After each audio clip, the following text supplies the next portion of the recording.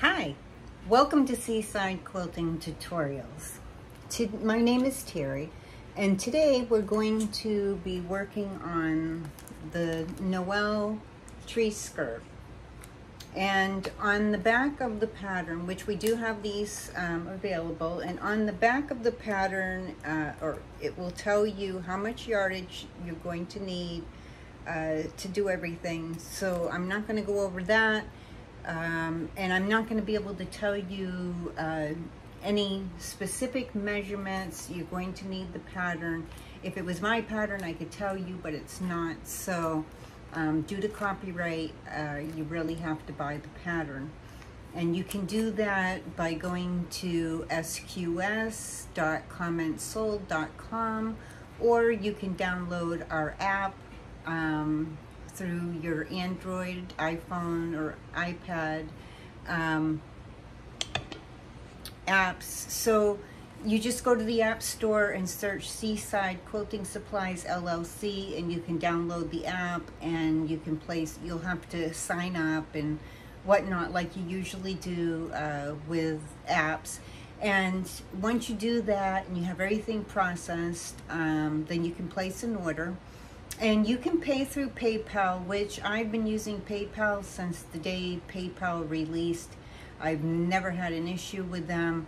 My credit card information is always protected from other sellers. That way, they only get a transaction code. They don't get your credit card number. So I find that a lot better than giving my credit card on Facebook or anywhere else. I'm very particular about that personally myself. And since it does use PayPal, I feel very confident that I'm protected. I've had issues with places, and PayPal, if I don't get my merchandise or whatever the case may be, they've always resolved everything in a quick manner. So anyways, there's that. Before I forget, if you send a message, SEW, to 41372, you can get notifications from us when we have lives, pop-ups, and special sales. And as those special sales come available, some of them are only available in our group. So please come on over to Seaside Quilting rather, on Facebook. Sorry about that. So much in my head to think about and say and do. So sometimes I mess up between what I'm thinking and what comes out of my mouth. Imagine that. Okay, so let's go ahead and get started.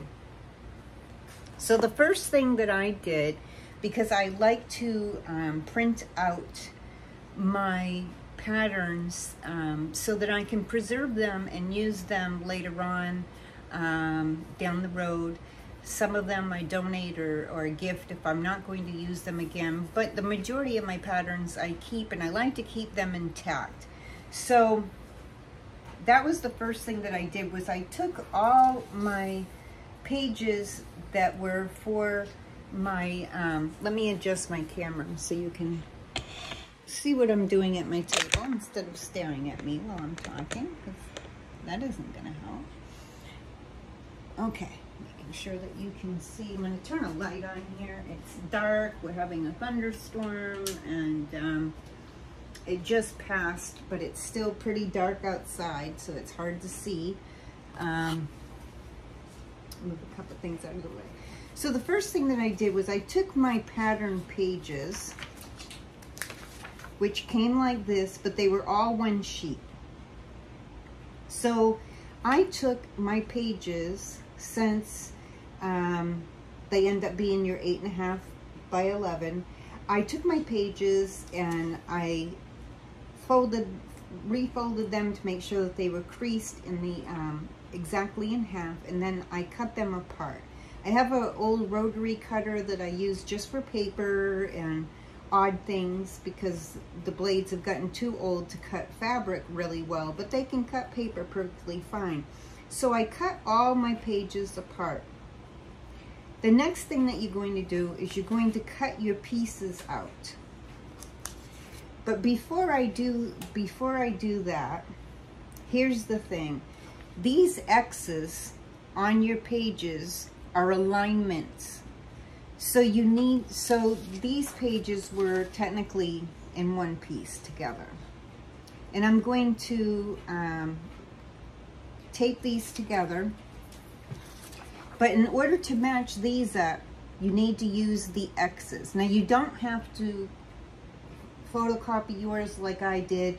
There is like a little line here in between. I'm going to have to match up my lines, which wasn't there on the print itself, but of course because I put it on my printer. But I'm just going to meet these up to each other so I come out to the right size, and it will work perfectly fine. And I will check them by the original pattern to make sure I have them the exact size.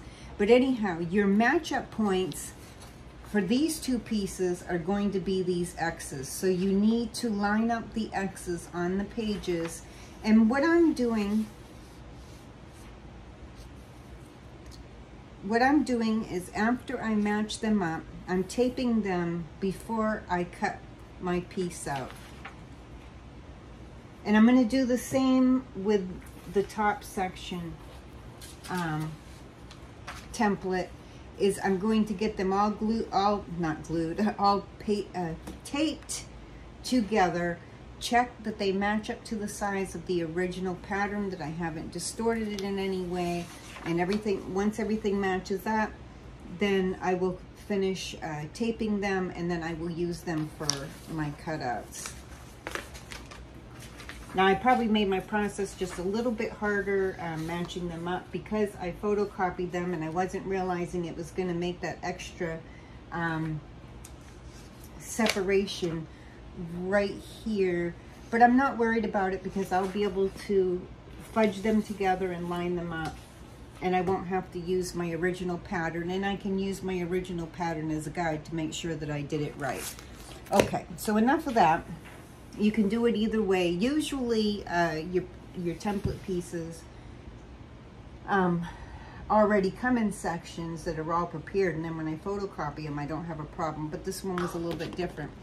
So on this pattern they also have the templates to be able to hand embroider these bottom pieces. I will not be teaching the hand embroidery, and I'll tell you, I used to do hand embroidery. Since having arthritis in my hands, I have a lot of problems with it due to my arthritis, and so I don't do hand stitching any longer. So I thought about it because I really like the pattern. I like the size of the tree skirt, and I really wanted to make it. So I was like, well, what am I going to do about that edge that is hand embroidered? Well, I was going through my fabrics, and I remembered that I had these gnome fabrics saved aside for a tree skirt. Lovely. So I only had these 4 that go together of the gnomes, so I picked out 4 other complementing fabrics that I feel will play well with the gnomes. So I'll do one triangle with this, and then I'll do maybe the snowman, then one of this, then one of the others, and I'll offset them so there's a gnome one every other one, and then one of these every other one. So it says that you need 8 fat quarters, and I didn't have fat quarters that I wanted to go together. I'm trying to get away from fat quarters, storing them and whatnot, because I forget to use them. Really, I just need to find more fat quarter patterns so I can use up my fat quarters. But anyhow, those are the fabrics that I'm going to be using. Let me scoot these over here. And you'll see these more as I go along and we're making our tree skirt. So I have these 4 fabrics, and then I have 4 of the gnome fabrics. They're both from the same line, 2 that are hats, and 2 that have the gnomes in their little hats that are all Christmassy. I do have some other Christmas gnomes, but they just don't fit the same coloring, and I'm going to save those for a different project another day. So this one I felt would coordinate, and so I decided to use this. Man, I ordered a lot of this, which is nice because I do have some of the gnome fabric that actually goes with this border, which I will want some of this left, maybe. Well, we'll see what happens. I should have enough to be able to use with that other fabric. And I do like that it has the hats. And originally, what I was going to do was I was going to cut this out because these hats match those hats. And this goes with that line of fabric. However, there was also a piece that had the gnomes with the reindeer and sleds and whatnot, and I do have that, but I decided since I have 4 coordinating ones there, to have 5 would not be able to offset it anyways. It's just the way my thinking goes. So originally what I was thinking was, wouldn't it be great if I could cut these out to be that front panel border that goes on the bottom instead of the stitching. But as you can see, this isn't wide enough. However, so I was a little disappointed at first, and then as I was thinking about it, it is wide enough for this section of the border. So I'm going to, once I have the template put together, I'm going to use it to fussy cut my panel border sections that were the embroidery panel. I'm going to use these to fussy cut sections out of these with the trees and the gnomes and the reindeer. And I will need 8 of these to go on the bottoms of the triangles instead of the embroidery pieces. Now, I don't think that we still have this line. When we get gnome fabric in, that stuff sells so darn fast. It's nearly impossible at times for, even though we both live in Virginia, I'm up in the northern part, Barb is, Seaside Quilting Supplies is in the central part of Virginia, and it still takes about 3 to 4 days for me to get a package, unbelievably enough. It's crazy. You would think it would only take a couple days or even, you know, like a day because, you know, we're not that far apart. But for some odd reason, my packages go to Maryland and whatnot before they come up here. So literally they go to a different state before coming back to the same state that they're shipped out of. Love the Postal Service. Anyways, enough of my ranting about that because I don't want to offend anyone. I love our postal workers. It's not their fault. They follow the routes that they've got to follow. So that's how I'm going to work this. So that's what I'm going to be doing for here. Once I have my triangles template all taped together, I will take each of what would be my fat quarters. Now this one is actually a fat quarter. So I will take my fat quarters, I will press them, I will starch them, and then I will lay my template on here and I will do my cutout. And I will do that for each one. I'm going to cut a fat quarter out of each of these the rest of the fabrics, and I will do the same thing. I will cut out my triangles, 8 of them, and then I will fussy cut these, and then we'll be ready to sew. So go ahead, you can decide on your templates if you just want to use the ones out of the package. You could definitely just tape those together. Remember, you're still going to need to use those X's to line them up. And my recommendation is to line them up with the X's first, then do all your cutting out of your templates. Once you have that all done, you have everything cut out, you're gonna meet me back at the sewing machine and we're gonna start putting these together. This looks like it's going to be a fairly easy tree skirt to make. The only other thing that we need to make afterward, which I might use ribbon. I'm going to check my ribbon for my ties. If I have enough ribbon of a coordinating color, I'm going to use the ribbon. Otherwise, I'm going to make my own little ties. And I will show you how I'm going to do that. Even if I do decide to use the ribbon, I will show you quickly how to make some ties very, very easily that you'll attach on later on. So let's go ahead and get started with all the cutting out. There's some ironing to do, there's cutting to do, taping to do, and then we'll be back at my sewing machine and we will make ourselves a tree skirt. As we continue on, now you have your templates all cut out and ready to go. You've cut out your fabrics.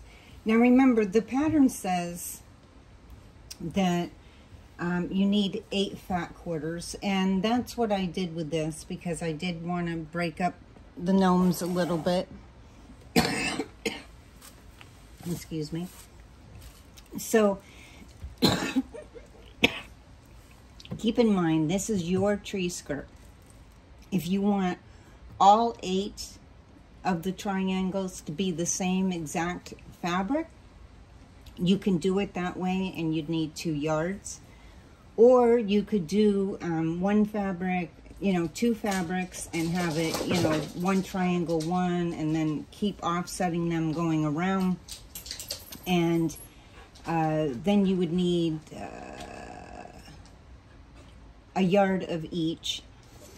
And of course, the way that I've done it, you need 8 fat quarters, and then fabric for your border panel. And the bottom panel can be anything that you want it to be. I just so happen to have had this fabric on hand that was this nice pre-printed border, and I've cut out, kind of fussy cutted and cut out the sections that I was going to need. And I didn't really have any idea what I was going to do with it when I bought it, other than maybe use it around a quilt. So it's really fantastic and kind of a happy accident that it came out this way. Now when you cut these out, you're going to see that these corners right here are a little longer than your bottom panel. That's not a problem. Those are just going to end up being dog ears, and you'll see as we sew. So you're going to take your bottom panel border and you're going to fold it in half so you can find the center. And then we're going to do the same thing with the triangle on the bottom. We want to find the center. Now maybe I'm being a little too particular in doing this, but this is how I like to line things up to make sure that I get them centered. And I feel like it always comes out a little bit better when you do. So you're going to put right sides to right sides.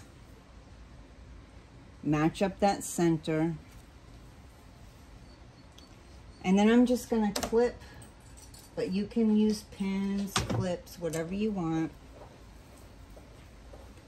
Whatever suits you best. I love these Wonder clips, and we do carry them.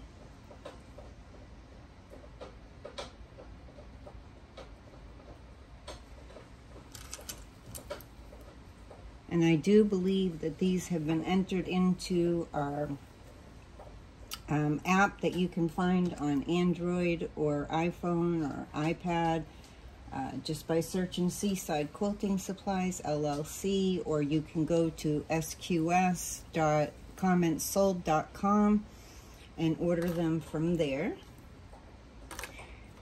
So now we're going to sew this a scant 1/4 of an inch. Remember, we're using 2.0 stitch length, and I've adjusted my needle to the scant 1/4 inch.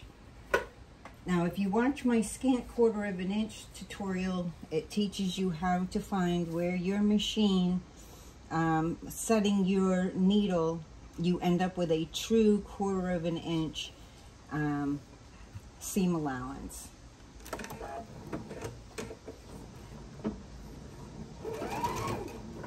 So we're going to go ahead and we're going to sew a scant 1/4 inch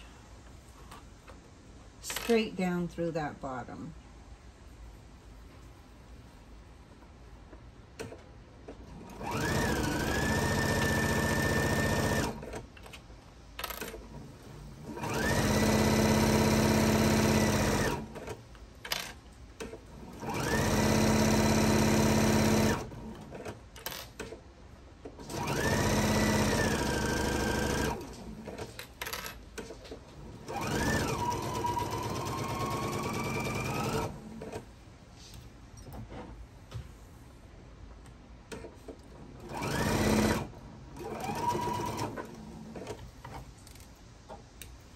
Okay.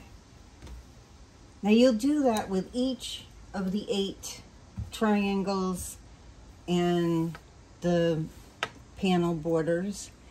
And then you're going to cut off these little dog ears right here. So you'll have like these little tiny dog ears sticking out. Just clip those off.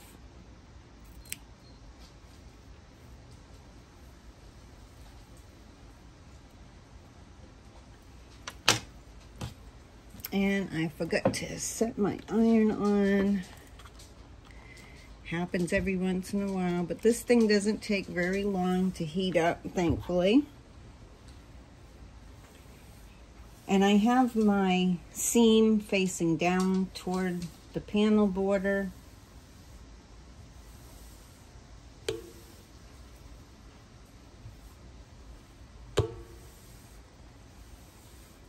Okay. So now the next step, once we press this, that should be heated up enough now to give it a little press.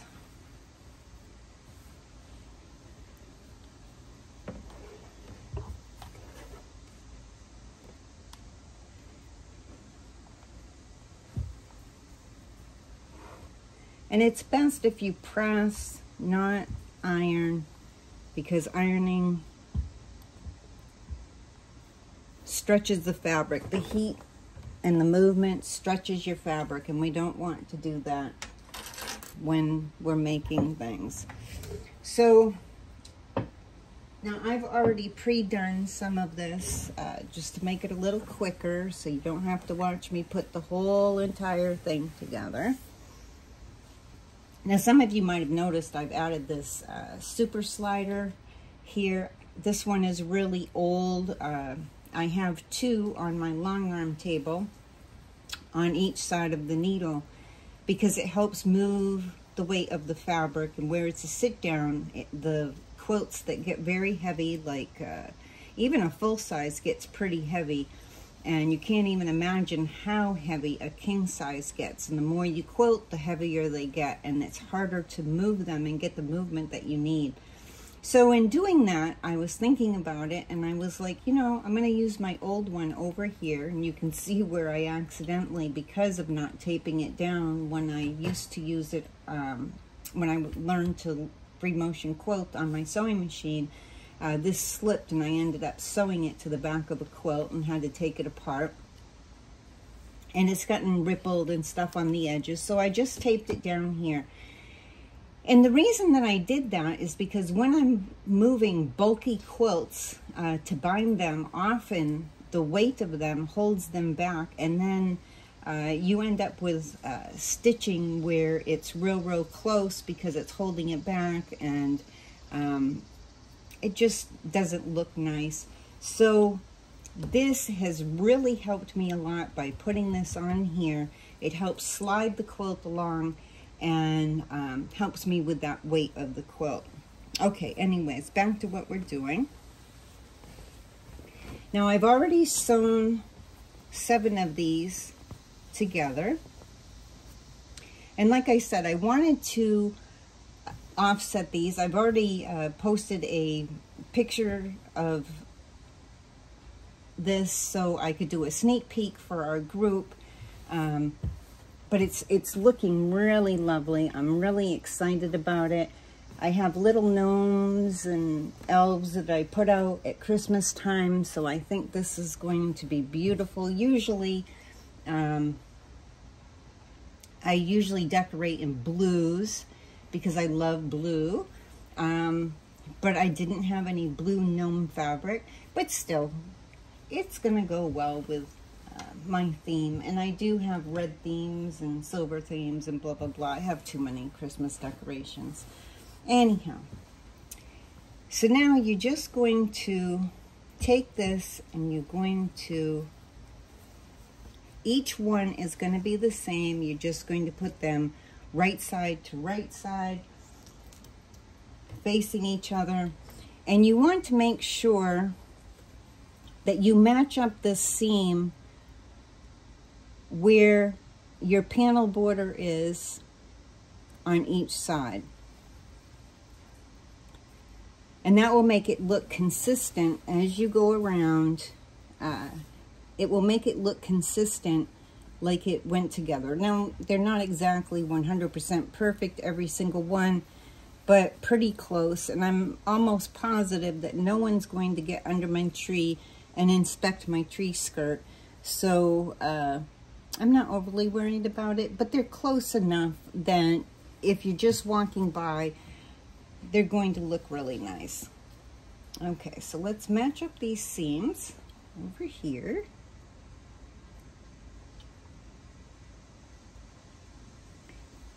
Now you'll notice that it almost, let me get this pin in here, trying to talk and concentrate at the same time sometimes doesn't go well. Okay, and then because I have this strip on my border panel, I'm going to pin and try to match that up the best that I can also. Just so that as someone's looking at it, it looks as perfect as possible. And then I'm going to put some clips on here, and then I'll point out what I was going to show you a second ago.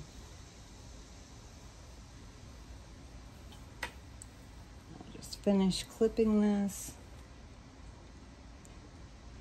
And I do put a few clips because you don't want to end up getting to the end and having these not match up. If you're using a walking foot, that doesn't happen quite as much, but if you're not, those bottom feeders feed your fabric at a different rate than your foot holding them down. So it's important to put a few clips on here. And when you get down here, it almost looks like you have a V shape. We're just going to slightly, when we get to that end, just slightly hold it open, and we'll be stitching straight down, and you don't even notice it. And you can see how it's all worked out, going around, doing this exact thing. And I was worried about it at first. I was like, well, why is this happening? And so that's what I did, and it came out looking perfectly straight. I just wanted to point that out because some people, when you cut it, you're going to do the same thing that I did in the beginning, and you know, these don't really look right, but they do work out. And the same thing, you're going to do a scant 1/4 of an inch down that side.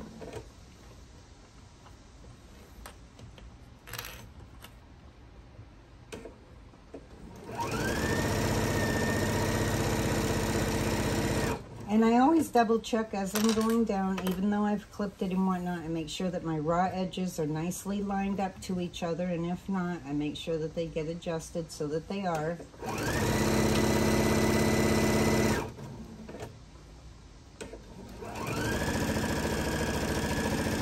Nothing worse than sewing all your pieces together and then realizing that the back fabric has slipped under or come forward too much, and then you have barely any stitching on some of the fabric.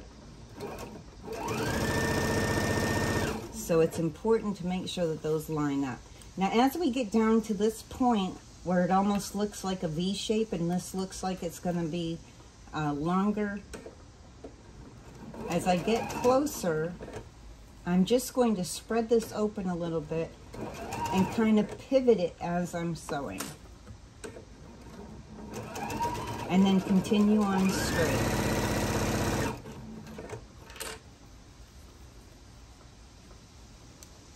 Straighten out this bottom.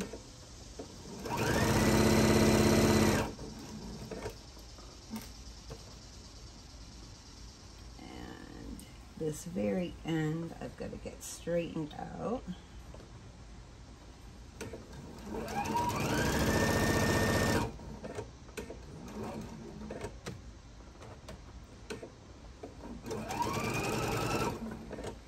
Now, when you sew these together, you are going to only put the 8 together, but when you come to this last one, we are not going to sew the 2 last ones together. This is going to stay open. We do not sew them together. Actually, when we bind this, which I will be showing you at the end, when you bind this, we're going to be starting like right about down here, come up, go around the circle, come down, and then around all the way until we come back to this side. And I will be showing you how the binding gets done on this, because it's a little different than when you're binding a quilt, but pretty much the same. And we will be putting ties across that we can tie on the back side of our tree to hold it together so it stays nicely together. Now, you don't have to put the ties if you don't want to. I have one a few years ago that I did, and I just bound it and I didn't bother with ties, and it lays perfectly fine underneath my tree, and I put the open part to the back. This just makes it easier, of course, to slide it up to your tree and put it around it without having to put your tree skirt down first before you put your tree into the tree stand, of course. So leave these 2 ends open. Then you're going to take it and you're going to press all of your seams. So this is very nice. It gives it, you could finger press it, but quite honestly, I always feel like pressing gives it a nice finished look and comes out so much better. Now, not all of my sides, because this is a border, match up 100% perfectly, but I can tell you that anyone walking around my tree is not going to notice. I do like how these 2 pieces came together, and most of them came together really well like that, but I do have a couple where the trees look a little funky next to each other. I'm not worried about it, because at a glance, no one will ever notice. So we're going to take this over. I'm going to press it real quick, and then I'm going to show you how we sandwich it. Okay, so now I'm at my cutting table. Excuse me, I'm going to turn on another light. It's kind of a dark day. It's been sunny all week, but I don't mind that the sun is not out right now today, because it's making it not as hot and a little more of a pleasurable day. So you're going to take your backing fabric, and this fabric, I don't believe we have any left in stock, but I bought a ton of this fabric. Probably 13 or more yards of it. I've used a lot of it on other backings. There's also a teal colored one that I bought a bunch of. So I don't know if I bought 13 yards of just this one or if it was a combination of the 2. But anyways, I bought a lot of it because I was thinking what a wonderful backing this would make for many Christmas projects. And not always does our backing fabric have to absolutely be from the same line of fabric that we're using on the top. I quite often use different lines of fabric. I don't always use the coordinates. I may only like 1 or 2 fabrics in a line of fabric, and I don't buy all the rest. I mix and match my fabrics perfectly fine. So you do need, I believe the pattern says 3 yards. I didn't really measure that part out, how many yards I use, but I could do it mathematically, but sometimes I just follow the pattern and don't bother. So I spread this out. You want it to be 54 inches by the width of fabric. So I had it folded to the width of fabric, and then I spread it out and I cut it at 54 inches. Then you take your 2 pieces, you press it first so it's nice and neat. You don't want any wrinkles in your backing. Well, I mean, you're not going to get them all out, but as much as you possibly can. You want it to lay nice and flat when you go to pin this. Then you're going to cut, then you're going to put it together. I do not bother on some things to take off the selvage. It's not really going to matter. No one's going to flip my Christmas tree skirt upside down and see what it looks like. But this really does not end up showing through. You don't see any of the wording showing through or anything. So I've never bothered with taking the selvage off. I just leave it there. I do a 3/4 inch seam, which perfectly goes past that selvage. Now, if you want, you can trim the selvage off both sides. That's perfectly fine. It's all in, you know, what you want to do. It's your way. So now once you have these 2 pieces sewn together, press your seam open that's in the center. Now there is some idea of, on a quilt, should my seam go up and down, top to bottom, or should the seam go side to side? I don't remember all the details on it. It depends on what I'm putting together for my backing. It depends on how big the quilt is, of where I let my seam be for the back. For this, I'm not worried about it. The only thing that I am worried about is that once I have these 2 put together, I fold them the opposite direction. So this is going to end up being about 84, 82 inches long or so. I need it to be 54 inches square, or approximately 54 inches square. It definitely has to be larger than my tree skirt, right? So now I turned it the other way, folded it, and I cut it so that it was 54 by 54. Pretty close, maybe not perfect. So now you're going to need a throw size batting, which is typically a throw size is 60 by 60. Yes, I'm going to have to trim some off. I save my batting pieces, even if they're too small. I save them for stuffing if they're too small to use in another project. But I also do embroidery on my embroidery machine. I do in the hoop projects. And those in the hoop projects sometimes just need small pieces. So I save quite a lot of small pieces. So I'm going to take the center of that fold of my batting, and I'm going to lay this out on one side. I have the right side facing down, and how I line it up is I'm going to line up that fold with that center seam so that I get it to lay nice and flat.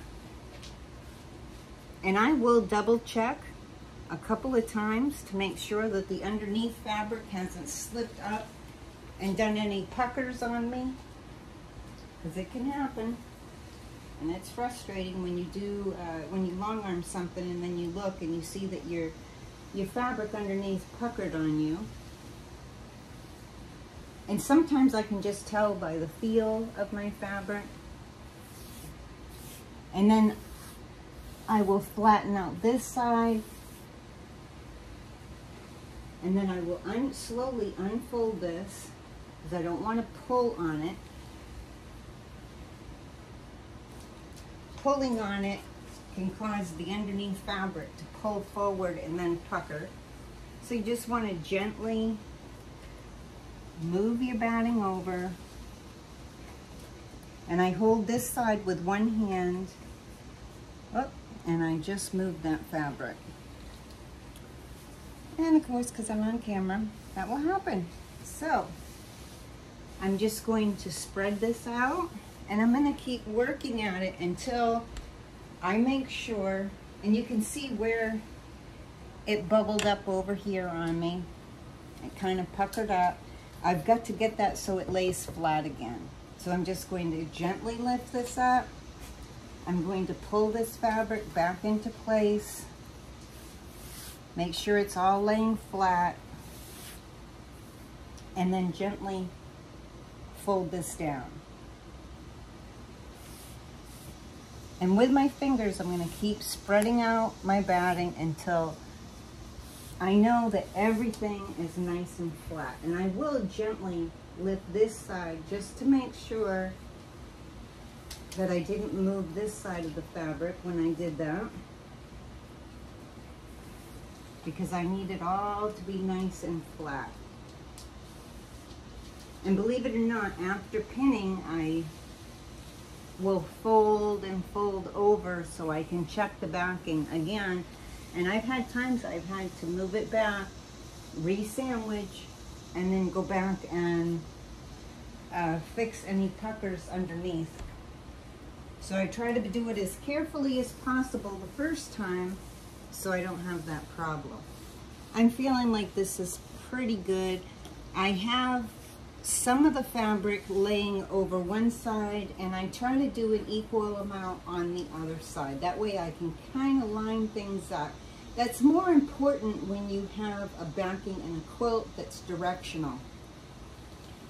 You don't want it looking, you know, askewed and going sideways on the back and the front be nice and perfectly straight. It will just look a little funny on a quilt that's being used. Now, a wall hanging, if that happens, it's not such a big deal because who's going to see the back of your wall hanging? Same with this tree skirt. Who's going to see the back of my tree skirt? Nobody. Unless I take it down and show it to them. So now we're going to gently lay out our tree skirt. And we just want to make sure that the tree skirt is laying on backing and batting. So we may have to adjust it and move it a couple of times so it's somewhat even. 1, 2, 3, 4. This is going to be the center right here where this green is. So I'm going to line this center up with that center seam somewhat. Doesn't have to be perfect. This is just helping me to guide my fabric around. Now I'm making sure that this, let me adjust my camera just a little bit. I'm making sure that this end has at least a couple of inches past that point. And I'm going to check it to see if I can edge it over a little bit more in just a second, because I want it to be kind of as equal as possible. Of course, I'm going to have to trim some of this batting off afterward, because on this side there's more batting than there is fabric. So I'm just going to ease this over and see how it's going to lay down. It's going to lay down right about the same as that other side. Perfect. So now I'm just going to gently take this top, and I just kind of wiggle my fabric a little bit. Let me adjust the camera again. I'm just going to gently do this and spread it out. And I don't want it to be out of shape. So every so often you just have to lift it up a little bit, lay it back down, and with your fingers gently spread it out, but keeping it in the exact form that it needs to be, not stretched, not pulled, but also you don't want a lot of ripples and whatnot in it. You want it to lay as flat as possible on that top.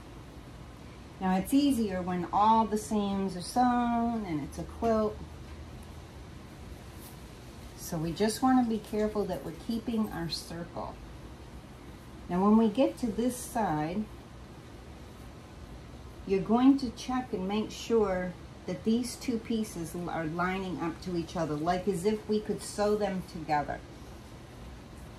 So I'm going to have to ease this piece over and gently get it laying flatter as I go. And this is the same thing pretty much that I do with a quilt.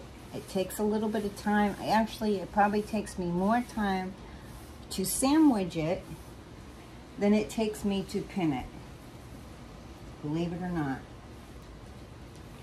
Okay, there's a pretty big gap here, and I'm not liking that, so I'm going to adjust my fabric just a little bit to bring those more together, like as if I was sewing them, so that it would be like they'd be able to be sewn together. So I just have to adjust this just a little bit, the circle just a little bit, and I'll show you in a minute after I get this adjusted, because I don't want it pulled too far and have those not meet up to each other. I don't want them overlapping, because I'm going to be leaving that open. But you're going to quilt it all in one piece, sort of. And then later, I'll show you how we're going to, at the end, once it's all quilted, we're going to cut down that center to split up that backing. I can tell this piece is pulling just a little bit out of shape. It's a little too taut, and I want a nice circle. We're just going to take a little bit of adjusting here to lay this out.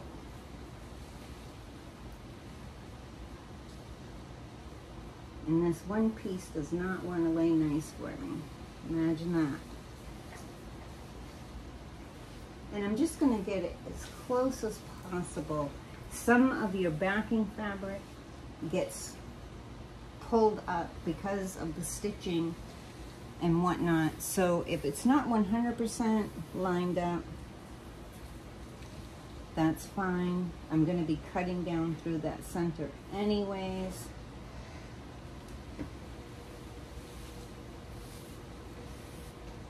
But I do want this to be able to come together. So I'm going to adjust just a little more on the other side to see where my pull is coming from. I could tell there was a little bit on this side that wasn't allowing it to come around.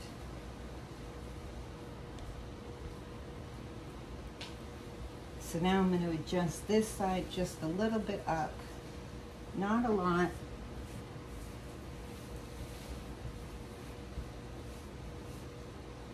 Making sure that I keep it all nice and flat.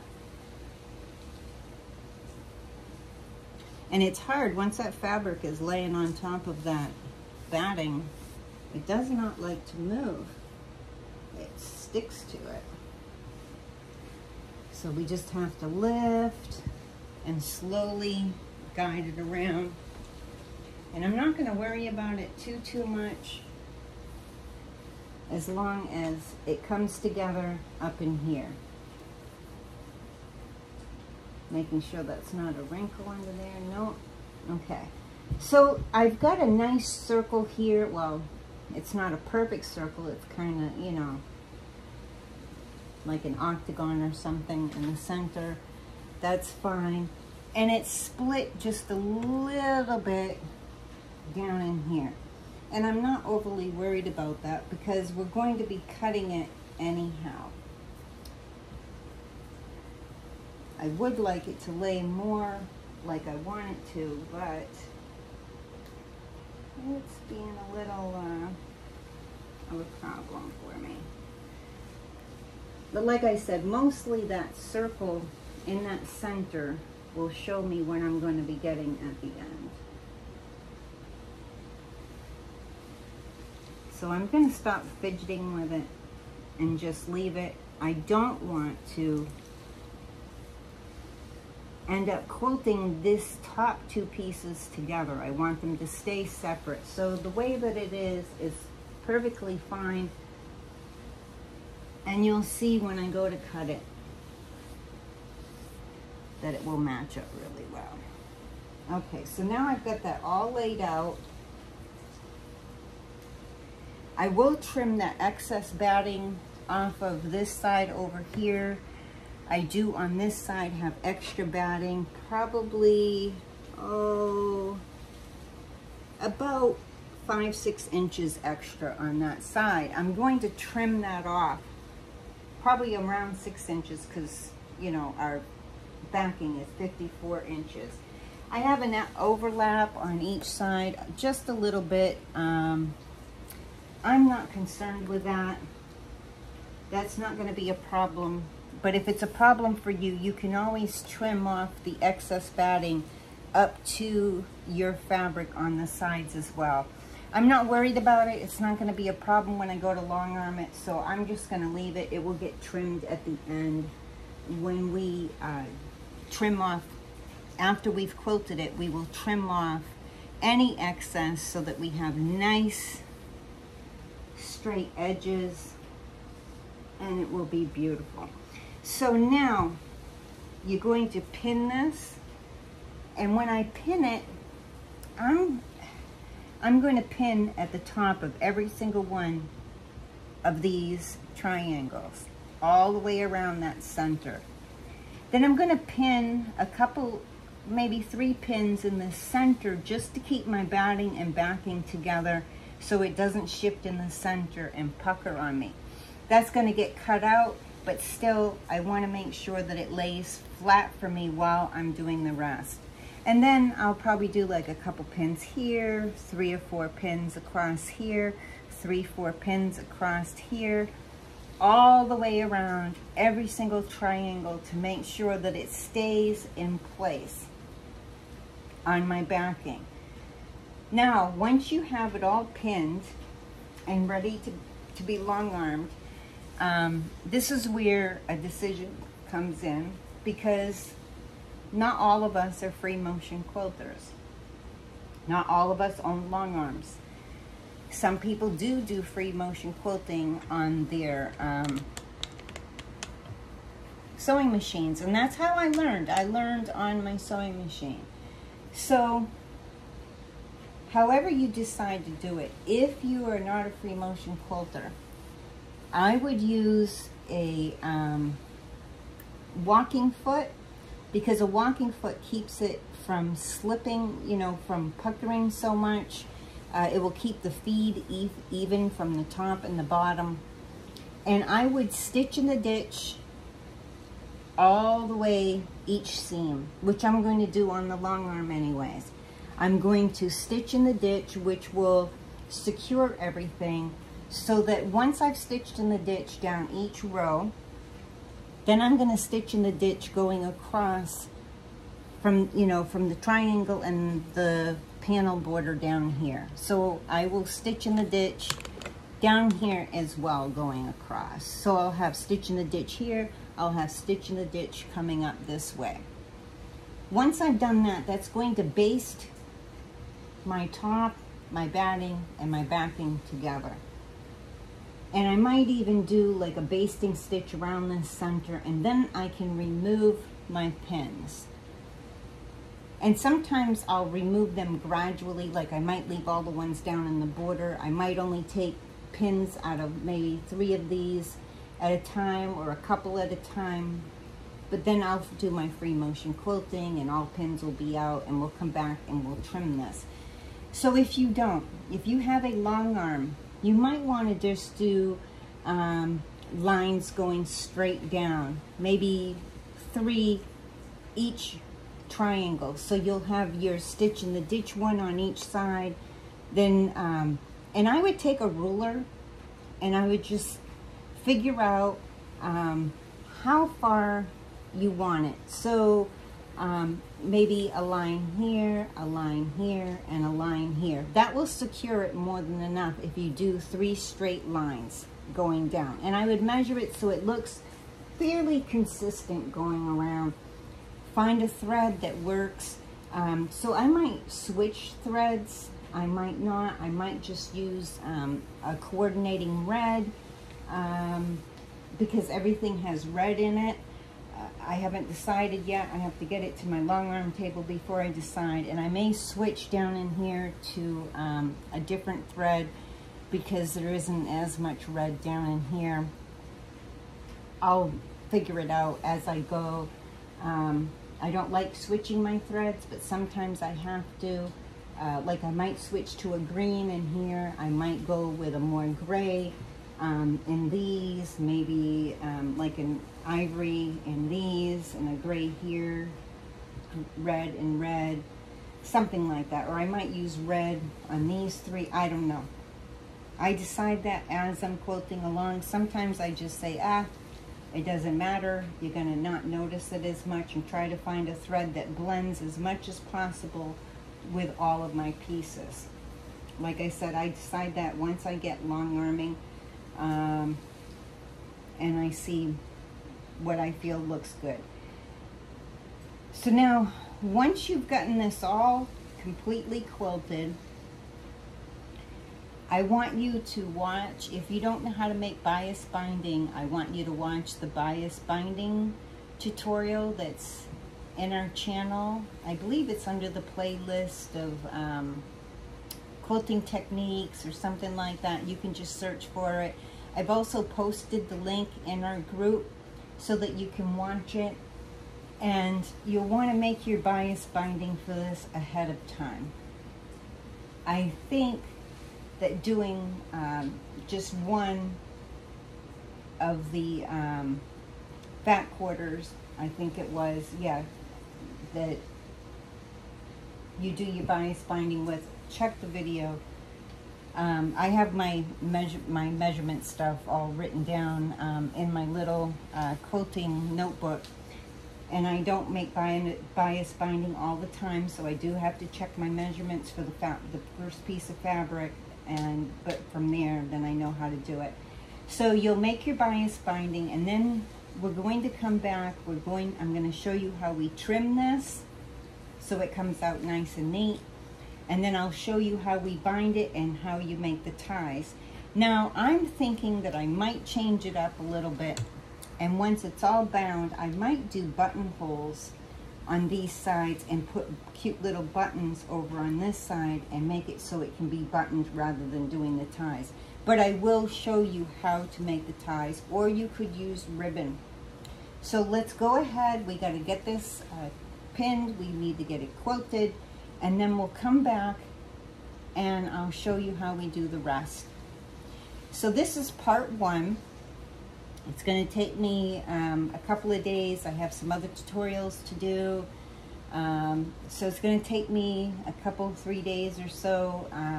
So I'm figuring it's going to be next week when I do part 2, where I show you how to trim it and how to make your ties and how to apply your bias binding going around it. So until the next time, that's it for this time, and I wish you happy sewing.